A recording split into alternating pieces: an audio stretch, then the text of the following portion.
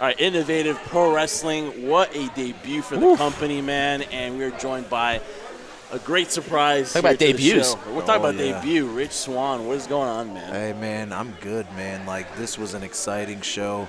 Like, we saw some amazing matches today. And we also had a little party, you know?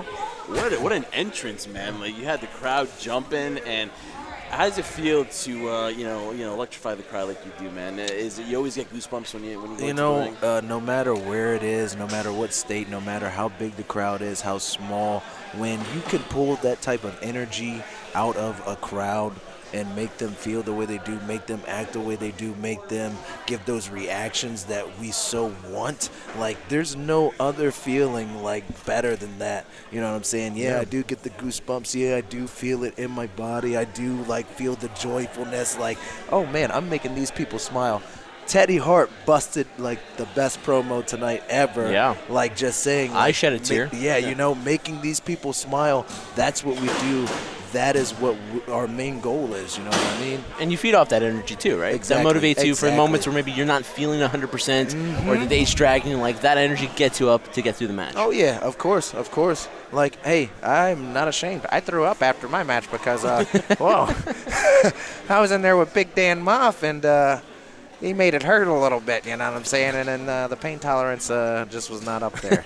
So you took on Dan Moff, who's like a legend here, Oh, my God. and talk about that dynamic too. You got him to dance. For God's sakes, that should be like a championship belt there in itself for you. That's an accomplishment in itself. Dude, I remember sitting back when I was a young man and watching a young Trent Beretta get picked up over Dan Moff's head and thrown from the middle of the ring to a wall. Oh, my God. The wall. And the only thing that I could think about getting into that ring with Dan Moff is, well, you throw people around, you make them hit the wall. I'm going to make you hit the entertainment wall, and you're going to dance for all the people. Yeah. And he did it. He did it. It's amazing.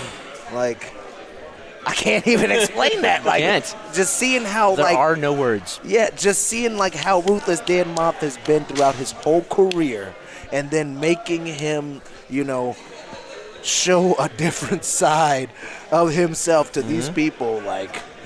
And you could say claim that Innovative, you're the instigator on that one. I'm a big instigator. I kind of effed up, as the people said. I gave him a nice little super kick after, told him to show the people what his moves were all about, and I effed up, and I felt the wrath. But you survived. Yeah, I did. And you sit there and you're observing the match. We saw a main event with Shane Strickland and JT Dunn, man. And those are two guys I'm sure everyone wants to see you get in the ring with again, And then JT Dunn basically kind of like, you're just there minding your business. He called me out. And he calls you out. And that's something that, we'd love to see you and JT. Man, I don't think that I would have a death by an elbow. I think there'd be a little bit of phoenixes splashing out of the sky. But, I'm down to do that match whenever. Name the place, name the time. JT Dunn, I've known him for years, and freaking, we've never had a singles match. Oh, wow. And so, for us to have a singles match, he called me out in front of all these people, yo, I'm down. I'm ready to go. Now, when something like that happens to you, I know you're a very competitive guy yourself. Is a lot of that?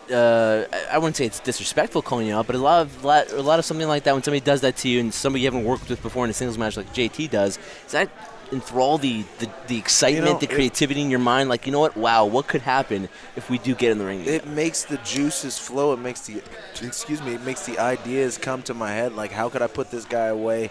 What could I do? Oh, I've studied his matches. I know what he does. I know he knows what I do. And freaking, to get that dynamic and to get us in there together and to show the people what we got, I think me and JT done. And when when somebody calls you out like that, is it a compliment maybe? So they want you. It's a compliment, but I feel like it depends on how they do it. You know what I'm saying? And how he did it was very respectful and everything like that. But at the same time, that competitive edge, you're feeling like that. You're challenging me. You're challenging me, dog. Like, you really want me in that ring? Okay, all right, cool. We'll light it up. We'll spark it up. And I mean, and then of course Shane Strickland, who I mean, obviously in the last year or so, there's just like tore it up. Awesome. I mean, and then MLW too. Talk about that a little bit. MLW, everyone saw you. It's crazy. Like you're there, and it's like a rebirth there for Swann. Right? Yeah, man. Like that was my first promotion that I did like a TV for, and MLW, it's on the rise. It definitely is. And then to have a champion like Shane Strickland, like somebody like who I have watched grow up in this business. I remember Shane Strickland hitting me up like years ago, and like we had a nice like feud together, and ended up like us like becoming like good friends, like best friends, and like to see this guy like where he's come, and like to see what his wrestling has turned into. He's so innovative. He's the Swerve. Yeah. The Swerve for a reason. What I'm saying? Like for a reason. And like, man, like he's the total package. So there's a possibility we could see a future match down the road with you and Shane. I'd love to have a match with Shane. We're just making them up right now as we go. We're fantasy booking right now. Where's the list Fantasy at? booking, seriously. Well, one final one for me, and I thank you so much for your time, is that, I've said it to you previously at a Battle Club Pro event here at Innovative Pro Wrestling, how much I'm an admirer of your work. I wasn't marking out, Jeff, so don't worry. It wasn't. I'm the one that marks I out, kept though, it. so yeah. I kept it cool because I am. We're all marks, man. We all love wrestling. And I say that with pride, too. Yes, I do, too, man. Let me tell you something. There's one big boy up there that says, oh, Mark, you guys use that as a derogatory term? Oh, well, you're not like our... You don't love wrestling. You know what I'm saying? Like, you're using that as a derogatory term. Yeah. And with that being said, I take pride in the fact that I am a mark here with Rich Swann. It's a long process on the road that I always admire you guys when it comes to professional wrestling is the grind and the daily always learning that you guys do. At this stage in your career, do you feel the process is you're still learning, there's still a next level to get to for you? Absolutely, absolutely. I learned from everyone. I learned from, when I came back and did my first CZW show, I stayed out here in Jersey, and hey, see you, brother. I stayed out here in Jersey, and I went to the CZW school, and man, I learned a lot from kids that haven't even been in the business for 6 months. You can learn anything and everything. Well, not everything, because there's just so much to learn in this business. Huge learning curve, right? Yes, it's a huge learning curve. I guarantee you, till this day, Terry Funk is still learning something new. You know what I'm saying? After retiring for the 100th time, right? He's always learning something new. Yeah. Talk about that, though. There was a point, though, afterwards that you were like, kind of like, if you're going to retire or leave. Man. And was it really self-doubt? Because you love this, man. You love that fan interaction. I do. You love entertaining the people. Did you really have like that, like self-doubt that like I didn't want to do it anymore? Because it feels like it comes so natural for you. Man, I did have that self-doubt. I did have that. I was in a bad state at the time. Currently, and or at that time, and just seeing the reactions of like certain fans, like how they, I'm like, you know what, man, let me jump my ass back into this ring. Like everybody gets the wrestling bug, the wrestling itch, you know what I'm saying? Like if you decide to hang up your boots, nobody decides to hang up their boots. It's just a temporary. I need a break. You know what I'm saying? And like so it was more mental than anything physical. Yeah, I needed to get my mental right, because like if you're going into that ring and you're not like 100% like right there, you got the chance of hurting yourself. You got the chance of hurting somebody else. Yeah, of course. Like and if you're not thinking like on that, on the right level, like yeah, it's not like a normal 9-to-5 job where you can go in there and you just kind of, just on autopilot. You can't be an autopilot in there. No, you can't be. You got to be given this 100%. And again, Rich, everything. Joining us on the High Spot podcast. The final one for me is really when you go back to independent wrestling, there's times where you're like, oh, is it for me again after, being in WWE? But right now, there's a surge independent wrestling. Oh You're talking about All In September.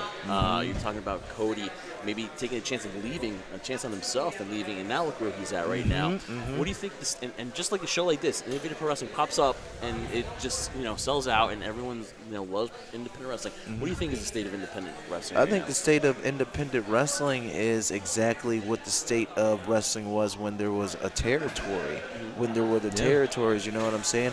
So now you got all these independent promotions popping up all around the States, not only in the States, but in the UK, and everybody just like especially with social media these days, everybody knows how to plug their stuff, everybody knows how to get their things in, and everybody that loves pro wrestling, that are geared to that, they're like, oh man, this guy's doing something awesome, and I feel like it's a chain of all of that, and independent wrestling is growing. There seems to be so many more choices now. Yes, and beforehand it was, you can either go to WWE or WCW. Then once they bought WCW, there's nowhere else to go. But but TNA they came up there and they did real good. You know what I'm saying? And then you have your Ring of Honors and your Dragon Gates and stuff like that. They came up, but man, it was not as hot as it is today. Wow. For somebody to be like, hey, we're going to run a show in this 10,000 seat arena. Yeah. We don't care if it's, mainstream or not. I feel like independent wrestling is making independent wrestling the mainstream of wrestling. Awesome. You know what I'm saying? That's if I could sum that up. That's pop culture, you know what I'm saying? If you look in high spots, you can see a lot of freaking Bullet Club stuff, you know what I'm saying? And they're independent, you know what I mean?